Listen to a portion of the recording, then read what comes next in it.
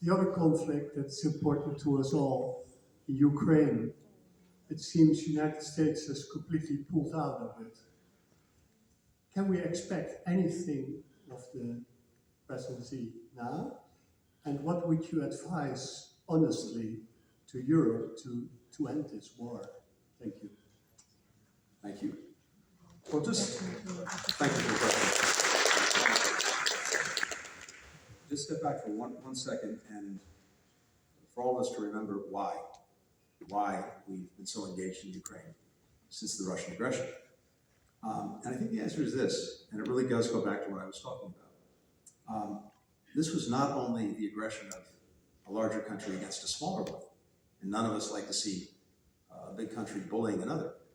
This was an aggression against the very system that we put in place to try to prevent war, prevent conflict, to stand up for the rights of people. An aggression against the principles that were established 80 years ago on sovereignty, on territorial integrity, on independence. And I think most of us came to the conclusion that if we let that aggression go unchallenged, if we allowed it to proceed with impunity, then it would be open season for aggressors everywhere.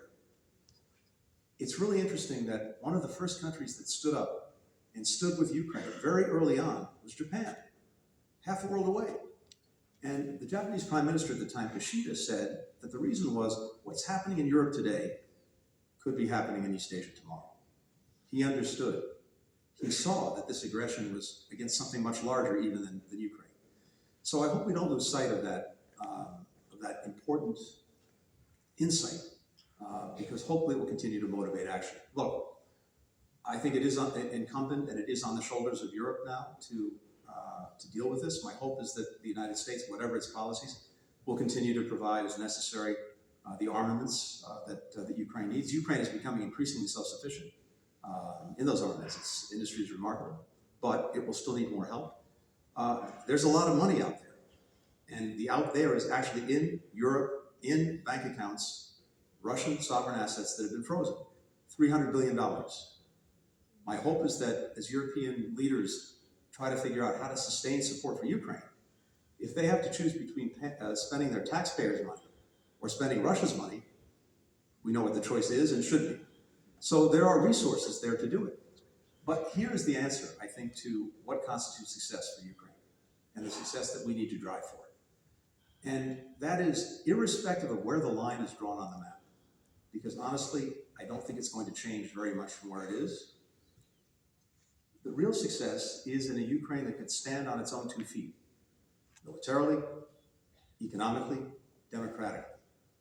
So we need to continue making investments in that proposition, continue to help Ukraine develop as necessary its defense industry so that it really can stand on its own 2 feet, and in the meantime, make sure that it has what it needs to defend itself.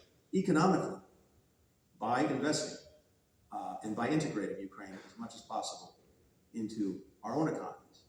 And democratically, by insisting it continue on the path of reform, combating corruption. One of the best things that happened, of course, was the European Union opening the accession talks with Ukraine, because that incentivizes that democratization and those reforms. That's the prospect, that's the possibility. And it's the one thing that Putin doesn't want. He doesn't want a successful Ukraine. I think we still have it within our capacity, irrespective of where the line is, to help a successful Ukraine emerge.